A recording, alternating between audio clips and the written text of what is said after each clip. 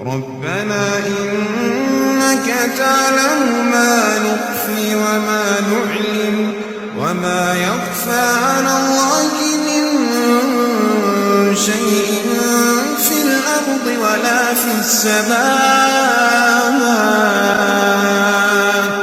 الحمد لله الذي وهب لي على الكبر إسماعيل وإسحاق